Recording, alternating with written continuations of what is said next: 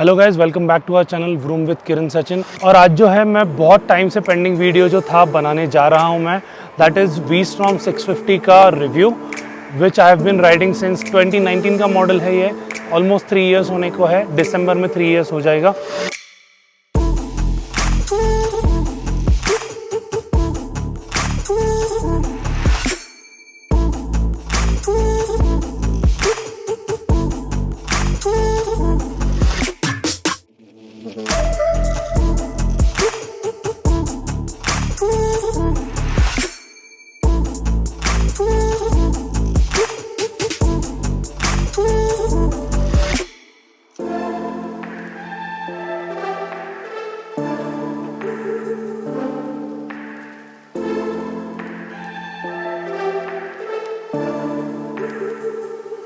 तो ये बाइक की स्पेसिफिकेशन के बारे में हम लोग ज़्यादा बात नहीं करेंगे because that is all over internet, आप गूगल कर लो सब मिल जाएगा।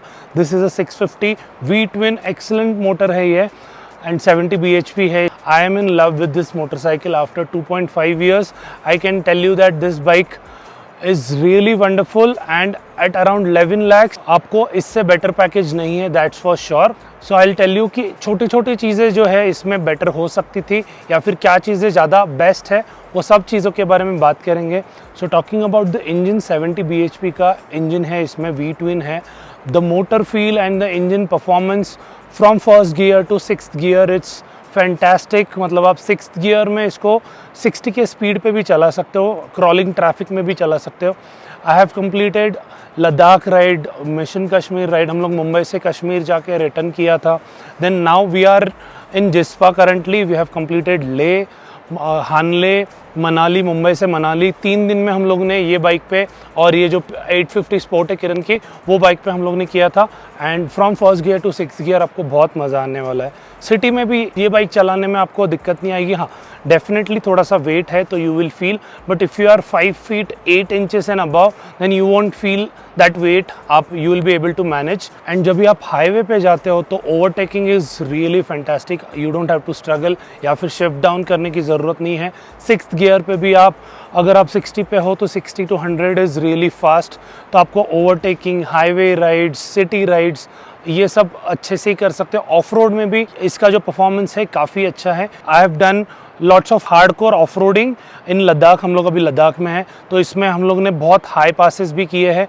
We went to Umlingla also, वहाँ पे पूरा एकदम सैंडी मकी पैचेस है तो वहाँ पे भी ये बाइक स्ट्रगल नहीं किया है। One thing is for sure, if you ride any 850 या 900 cc चलाने के बाद आपको ऐसा लगेगा कि वी-स्टॉर्म 650 में थोड़ा और पावर होना चाहिए था। That is like I am spoiled for choices because मैंने किरण की 850 स्पोर्ट थोड़े थोड़े पैचेस में चलाई थी, तो वो टाइम पे वो स्विच होने के बाद मुझे 650 पे थोड़ा सा पावर कम लग रहा था, but that is negligible if you are coming from 200, 300 या 500 cc या फिर इंटरसेप्टर 650 से यहाँ पे आ रहे हो तो आपको ये पावर, बहुत मज़ा आएगा ये बाइक चलाने में, आपको बहुत ज़्यादा मस्ती कर सकते हो ये बाइक के साथ।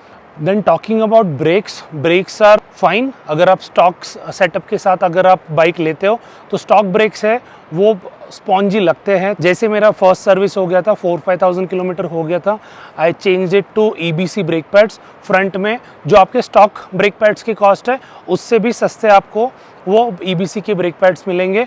वो ब्रेक पैड के साथ आपकी ब्रेकिंग जो है ना नेक्स्ट लेवल चली जाएगी। और trust me on this, stock brakes are really bad, मतलब बहुत स्पॉन्जी फील आता है, आपको ब्रेक करने में मज़ा बिल्कुल नहीं आता है and it is not confident inspiring. So that's the reason I have change it to EBC pads. I have not tried any other pads. So after changing the brake pads the braking is fine, otherwise stock braking is really bad. अब हम लोग बात करेंगे इसका जो ride quality है।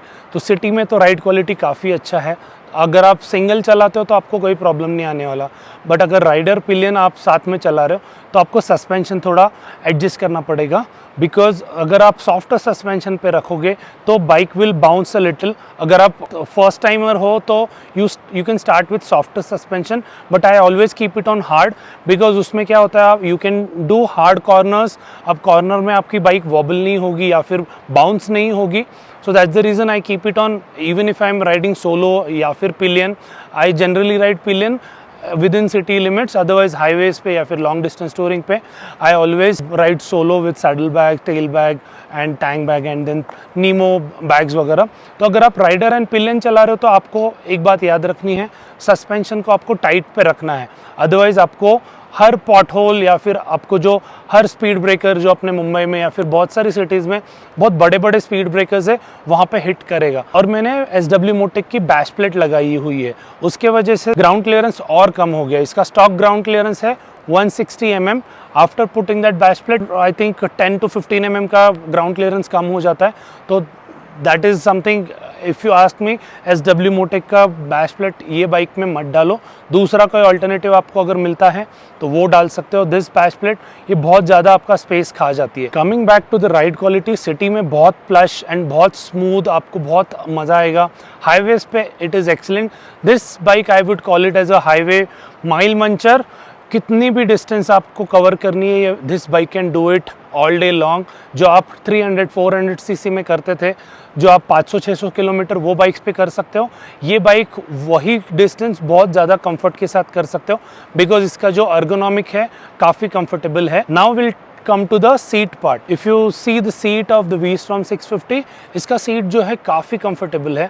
मैं 5'11" हूँ तो मेरे लिए stock seat is more than enough. मुझे सीट को लोअरिंग सीट ऑप्शन लेने का ज़रूरत नहीं था। Suzuki offers after market lowering seat option, but वो करने से अच्छा आप यही सीट को भी फोम कट करके भी कर सकते हो। सो इंडियन जुगाड़ always works guys, but I would not do that because इनका जो सीट कुशन एंड जो फोम क्वालिटी है दैट इज़ एक्सीलेंट। एंड मैं राइड ऑन एयर यूज़ करता था पहले, अगर कोई दूसरी बाइक होती तो, बट ये सीट के साथ मुझे राइड ऑन एयर या फिर कोई भी बम पार्टनर या फिर कोई भी आपको कुशन आपको ज़रूरत नहीं पड़ेगी with V-Strom। And for pillion rear seat is also quite broad. If you see the competition versus 650 का भी डिसेंट है, टाइगर 660 का तो बहुत ज़्यादा बोरिंग और बहुत छोटा रेयर सीट है। तो as compare to the competition V-Strom 650 की सीट जो है बहुत ज़्यादा अच्छी है। And for long distance after 2.5 years also वो फोम जो है अभी भी अच्छा सॉफ्ट एंड मतलब बहुत ज़्यादा सॉफ्ट नहीं, बहुत ज़्यादा हार्ड नहीं है। It is quite comfortable. हम लोग ने 3000 किलोमीटर्स कंप्लीट कर चुके 10 दिन में। Still I don't have any science of pen eight any of my body because I have not done many changes on the bike। मैंने SW मोटेक के क्रैश गार्ड लगाए हुए हैं, फिर मैंने आर्ट ऑफ मोटरसाइकिल का हैंडल बार ट्राई किया था, but that was not at all recommended for V-Strom 650 because वो हैंडल बार स्ट्रेट है। उसका वीडियो मैंने बनाया हुआ है, दैट यू कैन चेकआउट। मैं लिंक में जितने भी रिलेटेड वीडियोज़ है for V-Strom 650 I'll put all the links in the description below। Clutch of this bike is excellent, बहुत स्मूथ है, बहुत सॉफ्ट है, हार्ड नहीं है। हार्ड रहता है तो आपको लॉन्ग डिस्टेंस ट्रैवल करने में बहुत ज़्यादा पेन हो जाता है। तो clutch is really nice. Mirrors are the highlight of this bike. At first आप अगर मिरर्स देखोगे V-Strom 650 के तो आपको लगेगा कि ये कार के मिरर्स है, it is not looking good. The mirror provides excellent visibility, आपके पीछे क्या चल रहा है आपको बहुत अच्छे से दिख जाएगा। तो mirrors are really excellent. Now let's talk about the suspension. Both front and rear suspension is fine for आपको हाईवे टूरिंग के लिए बहुत ज़्यादा अच्छा है, आपको ज़्यादा फटीग नहीं होगा। I haven't change front suspension, तो एडजस्टेबल नहीं है, नॉन एडजस्टेबल है, but whatever suspension setup they have given that is excellent front and rear both. बट अगर आपको हार्डकोर ऑफ रोडिंग करनी है तो V-Strom 650 is not for you guys because this can do highway touring excellently and this can do soft roading। however I have done lot of hardcore off road और उसी की वजह से शायद rare break भी मेरा ब्रेक डाउन हो गया था। वो वाला वीडियो देख लेना, हम लोग ले से हानले जा रहे थे। In terms of reliability and after sales Suzuki has been okay, not that great. I live in Airoli और मेरे लिए सीवुड्स पास में था, बट वहाँ पे मैकेनिक्स आधा टाइम रहते नहीं हैं। जोगेश्वरी में है, वहाँ पे जाने के लिए बहुत टाइम लग जाता है because of Mumbai traffic and all that. The service could have been better by Suzuki. इतने अप्रोचेबल है नहीं एज़ कम्पेयर टू ट्रायम्फ या BMW या फिर और कोई बिग बाइक्स आप देखते हो, तो सर्विस का पार्ट थोड़ा सा है। बट इफ़ यू सी इनका जो कॉस्टिंग है काफ़ी मिनिमल है। First service around 6 to 7,000। I have not spend more than 10,000 on any of the service despite I have covered more than 26-27,000 kilometres. Let's see अगर अभी मुंबई जाने के बाद इसमें अगर कोई मेजर काम आता है तो देखते हैं। डेफिनेटली ब्रेक कैलिपर का एक मेजर काम आएगा, but that is not part of service because we were doing hardcore of roading and long distance है, तो ये चीज़ें तो होती रहती है. If you are on roads and doing hardcore stuff then breakdowns are tend to happen, but I was not expecting कि V-Strom 650 में ऐसे टाइप का कुछ breakdown आ जाए. But overall उसके अलावा this bike Jugni have never let me down. Even with that breakdown I am doing fine with engine braking and front brake. बहुत ज़्यादा अच्छे से मज़ा आ रहा है ये बाइक के साथ. I've done Umlingla with front brake and engine braking without rear brake. So you can see that कि ये बाइक बहुत कॉन्फिडेंस इंस्पायरिंग है. V-Strom 650 के साथ जो भी टायर्स आते हैं that I had change it around 11-12,000 kilometres. उसके बाद से I have been using Metzeler Tourance tyres and I am in love with Metzeler Tourance. उसके बाद में ये फ्रंट टायर जो है मेरा Tourance था, but while going to this ride, ये लद्दाख राइड जाने के लिए ये वाला टायर जो है था वो वॉर्न आउट हो गया था and Metzeler Tourance was not available. So मैंने Karoo Street, that is also from Metzeler, that I have used and it has performed exceptionally well. Both the tires have performed exceptionally well. Hardcore off-roading नहीं किया, मतलब I was not gunning 90-100 off-road में नहीं कर रहा था. I was doing easy 50-60-70 off-road में standing up and riding. तो दोनों टायर्स performed really well. इसके साथ मैंने ज़्यादा हैंडल बार या फिर राइजेस के साथ ज़्यादा मैंने छेड़छाड़ नहीं की है, because if you put more then 2 inches का handle bar raises then you'll have to change the cables and all that. So I did not wanted to do that. I always prefer कि जो भी company fitted wires आती है, जो भी fittings आती है, you try to keep it your bike as stock as possible. So that's the reason only 1 inch का हैंडल बार राइजर डाला है. उससे I am quite comfortable, road riding में भी कंफर्टेबल रहता है. If I am standing up तो उतना ज़्यादा टॉल हैंडल बार नहीं आ रहा है, but I can do it. But stock handle bar पे उतना ज़्यादा कंफर्ट नहीं है. अगर आप 5'8" के आसपास हो तो आपको ये हैंडल बार पे थोड़ा प्रॉब्लम हो सकता है, because you have to lean forward because distance from the rider and handle bar is little bit more. Now let's talk about कितना देती है. तो in with in city 18 to 20 is the mileage I am getting even after 2.5 years and around 27,000 kilometers. And on highways, if you ride really fast like 130, 140, 150, अगर आप constant cruise कर रहे हो तो this will definitely not give you more than 20 का mileage. But if you are gentle on the throttle, shifting gears smoothly and आप 100-110 का speed maintain करते हो, जिससे आप लॉन्ग डिस्टेंस भी चला सकते हो. हम लोग ने ये time 200 kilometre at a stretch चलाया था. तो अगर वो स्पीड कर रहे हो तो आपको आराम से 24-25 का माइलेज मिल जाएगा. So that's what we do. So we do quick fast bursts and then we again come back to 100-110 so that आप टायर्ड भी नहीं होते उसकी वजह से. नाउ लेट्स टॉक अबाउट कि ये बाइक आपको लेनी चाहिए या नहीं लेनी चाहिए. अगर आप 200, 300, 400, 500 सीसी के बाइक के आसपास हो and if you want to upgrade to this bike then definitely go for it.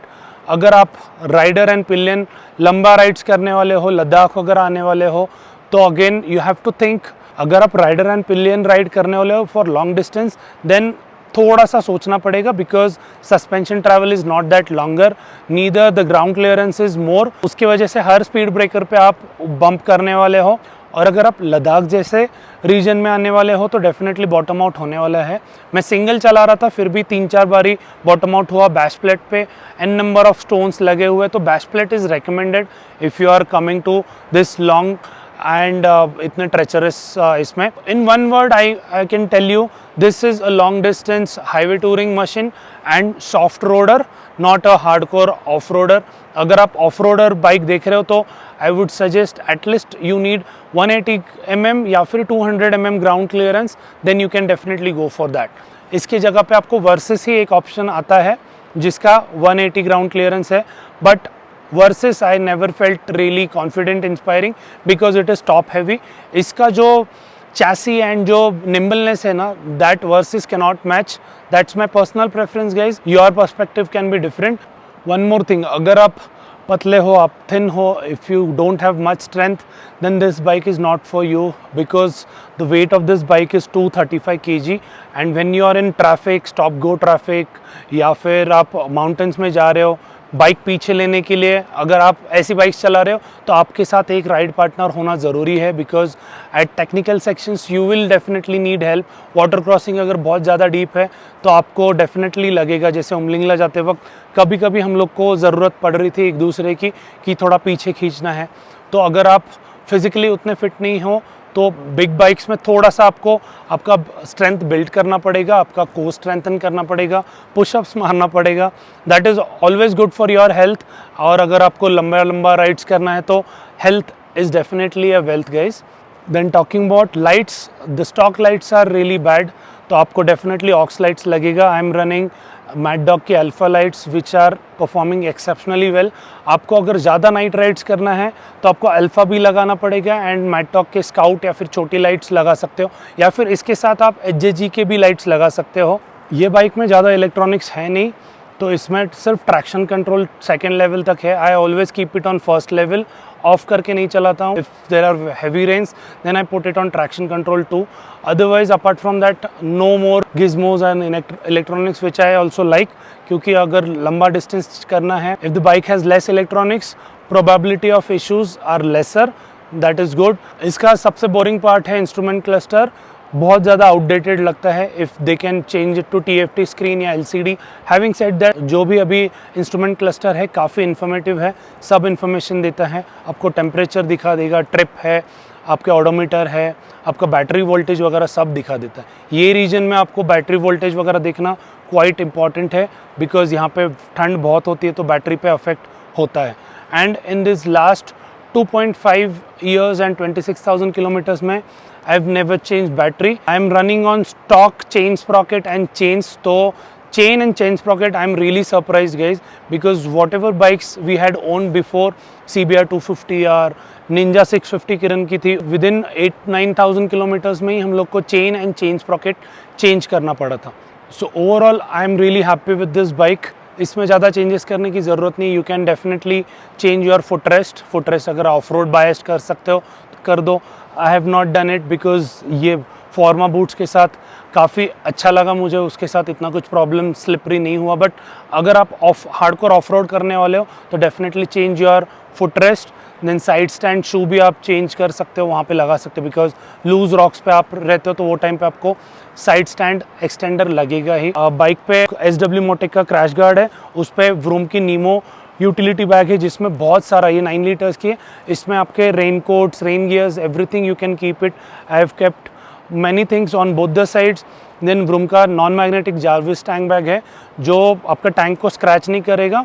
And I have done after market saddle stay on the bike, जिस पे व्रूम की इन्फिनिटी सैडल बैग अच्छे से बैठ रही है। All the luggage system is doing fantastic. आपको ये कोई भी चीज़ें चाहिए तो आप व्रूम स्टोर पे आप कांटेक्ट कर सकते हो या फिर व्रूम गियर्स पे कांटेक्ट कर सकते हो for any vroom gears product. So closing lines for the V-Strom 650, अगर आप करंटली मार्केट में हो तो you have TRK 502, that is also good motorcycle, but that will not have this much power, and definitely Japanese reliability will not be there. Then Versys है and then Tiger 660 है. I don't see any other competitor to V-Strom 650.